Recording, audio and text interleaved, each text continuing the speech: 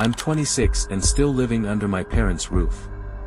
My job is unfulfilling and I'm unsure about the direction of my relationship. To say I'm stressed is a massive understatement. My mom and I have been clashing, and everyone in my life has been getting on my nerves. I desperately needed a weekend escape. I found a cheap, one-bedroom Airbnb nestled in the mountains of Troutdale, Virginia, a couple of hours away. The photos promised a serene, private retreat surrounded by woods. Given that it was fall, I imagined the foliage would be stunning. I broke the news to my parents about my weekend getaway. My mom was unusually enthusiastic about me leaving, while my girlfriend's reaction was a mix of confusion and suspicion about my solitary trip to a remote cabin. Friday arrived, and I packed a backpack with essentials, clothes, toiletries, and my laptop. The 2.5-hour drive to Troutdale was a peaceful escape from the suburban grind.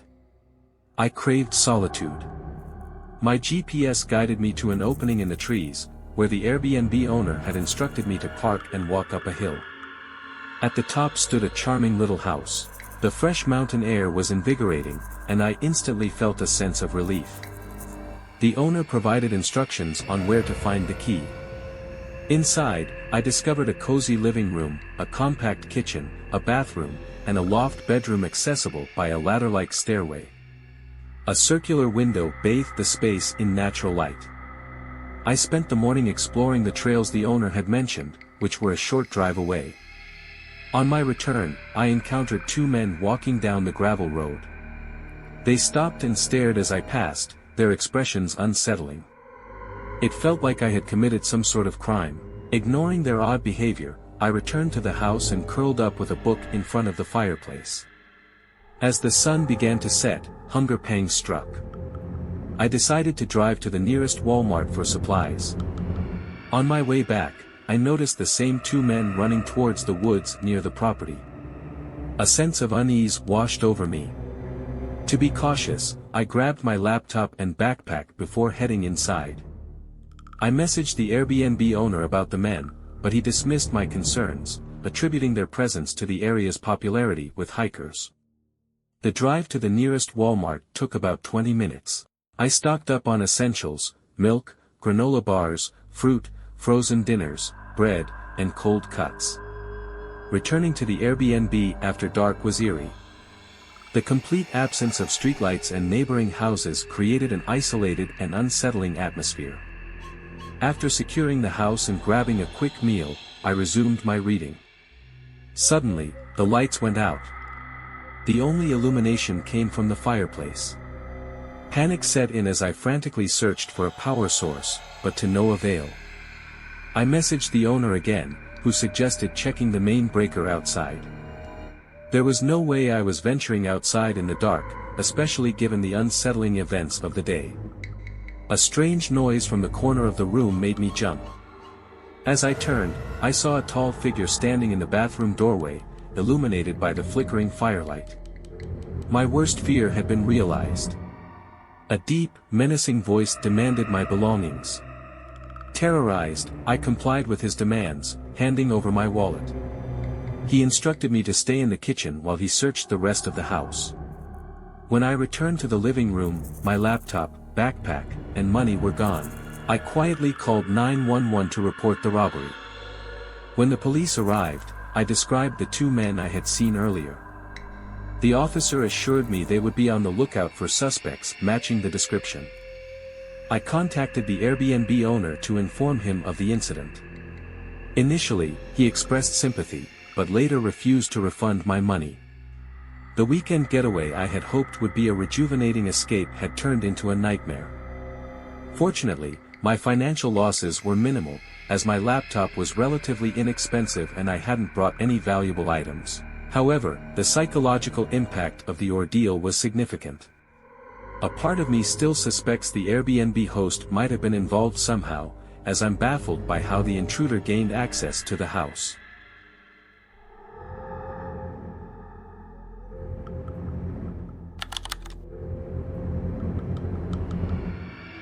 After we graduated high school, a few friends and I decided to celebrate in the White Mountains National Forest Preserve. It wasn't a long drive, just a couple of hours away. We packed into my friend Alexis's car, a tiny Hyundai Accent. Along for the ride were my friend Rob, his girlfriend Stephanie, and our friend Kelly. We didn't pack much stuff. Our destination was an Airbnb in Carroll, New Hampshire, right in the middle of summer. The drive was beautiful. The house looked exactly like the photos, except for the creepy old shed next to it. It looked like it was about to fall apart. Alexis joked about a crazy old guy living in it, explaining the cheap price. We laughed and unpacked. I was really into Alexis, and I think she felt the same way. She suggested we share a bed because the third bedroom had 2 outside doors with a perfect view of the shed. She didn't want to sleep there, and she wouldn't let me. We ended up in the living room on the pull-out couch. Nothing too crazy happened that first night. Later, we all relaxed in the hot tub in the garage/rec room. Alexis sat next to me, facing the woods, while Rob and his girlfriend were on the other side. Stephanie couldn't fully get into the water because of stitches she had. Stephanie and I caught up, sharing stories and joking about high school while sipping on some questionable drinks. Kelly was off by herself. Rob kicked me under the water and winked, noticing how close Alexis was to me. It wasn't a big deal. We talked about hiking Mount Washington and the Flume Gorge the next day. After the hot tub, I cuddled up with Alexis and we watched Rick and Morty until around 2 a.m. Then, we went outside. The stargazing was supposed to be amazing, so Kelly joined us. That's when things got weird. We were on the huge deck in front of the house. It was pitch black, and there were no cars around. You really understand silence when you're far away from cars and planes. The sky was a beautiful purple and blue, filled with stars. Kelly shushed us, saying she heard something crunching near the porch. We definitely heard something walking around. I thought it was a raccoon or fox at first. But then the footsteps got louder, and I looked at Alexis. Fear started to sink in when I saw her staring at the old shed, where the footsteps started. I quickly rushed the girls inside and locked all the doors. I tried to explain it was probably just an animal, maybe even something living in the shed. They both calmed down a bit. Kelly went back to her room, and I went back to bed with Alexis. The next morning, Rob and his girlfriend were making breakfast in the kitchen, right across from us. We had a big day planned with hiking, and most of us forgot about the night before, except for Alexis. After hiking, Alexis suggested exploring the old shed now that it was daylight. I didn't want to look like a wuss in front of her, so we went inside. The first room had a rickety rocking chair that looked like it would break if I sat in it. The next door had a rusty, dented brass doorknob. I looked at Alexis before opening the door. She groaned as she pushed it open. The room was empty, just dirt on the floor. The windows were covered in dirt, and there was some trash. Alexis said it smelled like cigarette smoke, maybe the designated smoking spot. We shrugged it off and joined the others outside. Rob was starting a fire, and we were having a normal conversation. Rob teased Alexis and me about the sunset, and I turned off the floodlight for a better atmosphere. We were laughing and telling stories, with Rob and I bragging about our feat. Then, everything went quiet. We heard that same crunching sound from last night, but it was faster and coming straight towards us. Then, a flash of green light lit up the whole backyard for a second. Whatever was running towards us stopped, but Stephanie screamed and ran towards the house. We heard a blood-curdling cry or yelp, like a really loud siren. I jumped up and yelled for everyone to go inside. Stephanie must have seen whatever made that noise. In my rush, I knocked over Kelly, who didn't know what was happening. I helped her up while Rob was already halfway to the house. I helped Alexis grab our food, not wanting to leave anything for a bear. Then, I rushed Alexis to the back door where Rob was waiting with bear spray. I had my pocket knife out. He yelled at me to go inside because he had the bear spray. We both saw this black thing walking around the fire.